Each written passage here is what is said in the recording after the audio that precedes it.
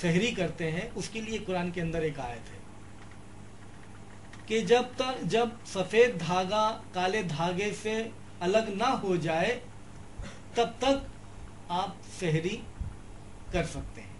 یہ ایک آیت قرآن. ایک صحابی رسول اس آیت کو سنتے ہیں اور اس کے اوپر عمل کیسے کرتے ہیں. وہ 2 تاگا لکھتے ہیں, 2 تھریڈ کالا اور سفید تکیے کے نیچے رکھتے ہیں اور اس کو دیکھا کرتے ہیں کہ یہ الگ ہوتا ہے کہ نہیں ہوتا ہے. تو وہ کچھ معاملہ سمجھ میں نہیں آتا تو دوسرے دن پہنچتے ہیں نبی کریم صلی اللہ علیہ وسلم کے پاس میں کہ یہ تو ایسا سمجھ میں نہیں آتا ہے, کالا دھاگا اور سفید دھاگا تو صبح ہو جاتی ہے. تو نبی کریم صلی اللہ علیہ وسلم سمجھاتے ہیں کہ اے فلانے ایسا نہیں ہے, یہ سفید اور کالے دھاگا جو ہے یہ آسمان میں جو سفیدی اور کالا ہے اس تعلق سے بات ہوئی, یہ وہ نشانی ہے, یہ تاگے کی بات نہیں ہو رہی ہے. اب غور کرو کہ وہ صحابی رسول 14 علوم کے حامل تھے, 14 علوم جانتے تھے. 14 علوم سمجھ رہے ہیں کہ نہیں سمجھ رہے؟ نہیں سمجھ رہے نا. یہ جو دوسرے لوگ ہیں وہ بولتے ہیں کہ 14 علم آنا چاہیے, صحو کا علم آنا چاہیے, نحو کا علم آنا چاہیے, فلانا علم آنا چاہیے, فقہ کا علم آنا چاہیے, دنیا بھر کا 14 علم گنا دیتے ہیں کہ یہ جانیں گے تب قرآن کو سمجھ پائیں گے, نہیں تو نہیں سمجھ پائیں گے. تو میں یہ پوچھتا ہوں کہ وہ صحابی جس کے لیے قرآن نازل ہو رہا تھا ان میں سے تو ایسے لوگ تھے جو بیچارے ایک دم سیدھے سادے کہ جب اس کو سمجھے تو وہ کالا دھاگا اور سفید دھاگا لے کے بیٹھے. تو کیا 14 علوم کی ضرورت ہوتی ہے قرآن کو سمجھنے کے لیے, قرآن پہنچنے کے لیے, قرآن سننے کے لیے؟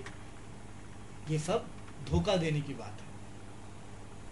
اور قرآن مشکل نہیں ہے. اللہ پاک کہتے ہیں, سورہ قمر کی آیتیں ہیں, 17 نمبر کی سورہ, 17 نمبر کی آیت, 22 نمبر کی آیت, 32 نمبر کی آیت, 40 نمبر کی آیت.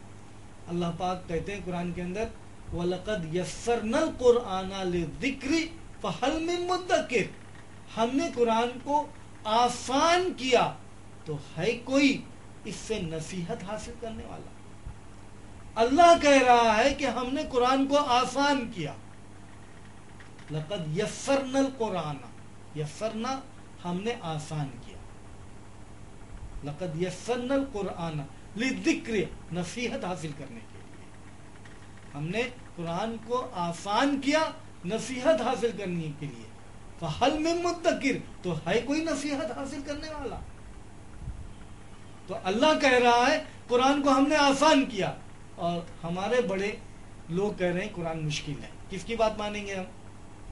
اللہ کی بات مانیں گے کہ ان لوگوں کی بات مانیں گے جو کہتے ہیں کہ قرآن مشکل ہے اس کو مت پڑھو؟ اللہ کی بات مانیں گے ہم. اللہ کہہ رہا ہے لقد یسرنا القرآن للذکر. اچھا قرآن جب پڑھیں گے, جب ناظرہ ہم پڑھتے ہیں تو کتنی مرتبہ ہم سنیں گے افلا تعقلون, کیا تم سمجھتے نہیں, لعلکم تعقلون, تاکہ تم سمجھو. ہم تم کو مثالیں بیان کرتے ہیں تاکہ تمہارے سمجھ میں آئے. کتنی باتیں اس طریقے سے قرآن کے اندر. اب سوال یہ ہوتا ہے کہ جب اللہ یہ کہہ رہا ہے کہ ہم مثالیں بیان کرتے ہیں تاکہ تمہارے سمجھ میں آئے, تو خالی ہم یہ رٹیں گے اس طریقے سے تو ہم کو مثالیں سمجھ میں آئیں گی, اور اس سوال کا جواب ہم دے پائیں گے کہ ہمارے سمجھ میں آتا ہے کہ نہیں آتا ہے؟ کہاں تک یہ درست کیا جائے گا؟ کہاں سے یہ ذہن میں بات آ سکتی ہے کہ قرآن کو ہم صرف قرأت کریں اور اس کو سمجھیں نہیں؟ تو یہ ذہن میں سے نکال دیں. میں اپنی تقریر کا پاؤ حصہ بھی نہیں ختم کر پایا ہوں, بہت بات رہ جائے گی. تو انشاءاللہ کبھی اور موقع ملے گا تو انشاءاللہ کنٹینیو کروں گا. تو یہ موضوع سے, اس ٹاپک سے, اس اس محفل میں یہ بات لے کے چلیں کہ یہ ذہن سے نکال ہی دیں کہ قرآن کو ہم بغیر سمجھے پڑھیں, بلکہ قرآن کو کوشش کریں کہ سمجھ کے پڑھیں. اور انشاءاللہ آپ دیکھیں گے کہ جب قرآن کو سمجھ کے پڑھیں گے اور تھوڑا تھوڑا پڑھیں گے اور اس کے اوپر غور کریں گے تو آپ کا ذہن کھلے گا اور آپ سوچیں گے کہ واقعی کتنی بڑی محرومی ہماری ہو رہی ہے ہم سے کہ ہم قرآن کو سمجھ کے نہیں پڑھے ابھی تک. اس مجمع میں کتنے لوگ قرآن کو سمجھ کے پڑھ رہے ہیں؟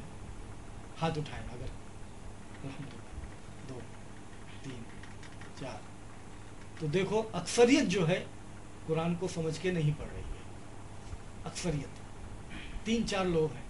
ये छोटा सा मजमा है, छोटा सा मजमा भी सैंपल मजमा हो सकता है, और ये मजमे से ये बात साबित हो गई कि अक्सरियत जो है कुरान को समझ के नहीं पढ़ रही है। तो ये मजमे में से, इस महफिल में से ये बात लेके उठे कि कुरान को हम समझ के पढ़ें।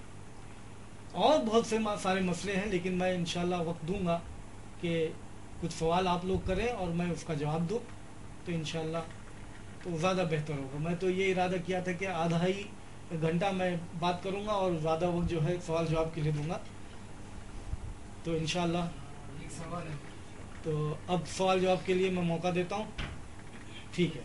एक सवाल है मेरा कि जैसे कि कुरान आदमी के लिए हिदायत है, कुरान आदमी के लिए हिदायत है हिदायत, जी।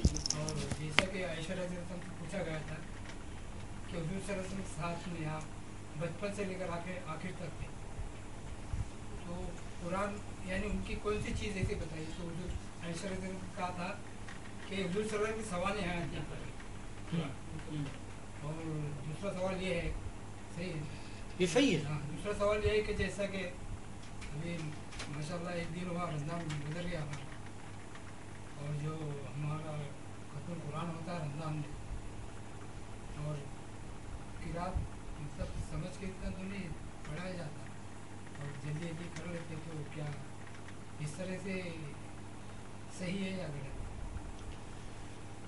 पहली बात आपने कही कि आयशा रज़ियल्लाहु ताला अन्हा से, आयशा रज़ियल्लाहु ताला अन्हा से किसी ने पूछा कि कुरान क्या है, तो नबी के सवाल याद क्या है?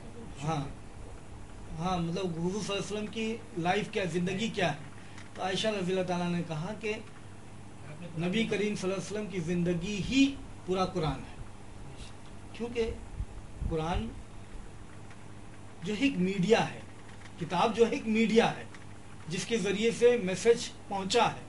मैसेज क्या है, उसके ऊपर अमल किया जाए, और मोहम्मद सल्लल्लाहु अलैहि वसल्लम से ज़्यादा मुकम्मल अमल करने वाला कौन है।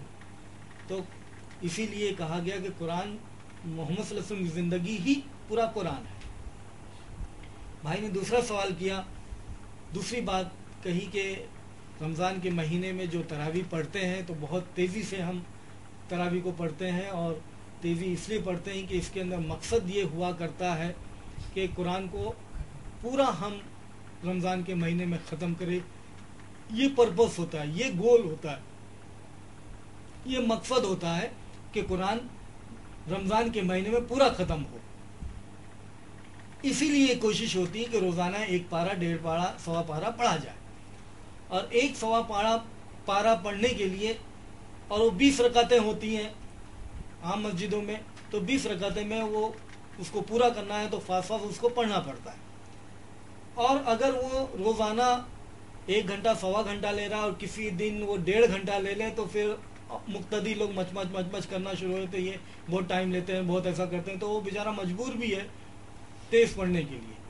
तो सिर्फ इमाम जिम्मेदार नहीं है, मजमा जिम्मेदार है, मुक्तदी जिम्मेदार है, ट्रस्टियाने जिम्मेदार हैं, दूसरे लोग जिम्मेदार हैं कि इस तरीके से तेज़ पढ़वाने के लिए कि अगर वो थोड़ा सा देर भी हो जाता है, 1.25 घंटा से 1.5 घंटा हो जाता है, तो मच शुरू हो जाती है पीछे कि इतना टाइम कैसे लग गया, ये इमाम अच्छा नहीं है, तेज़ नहीं पढ़ाता है।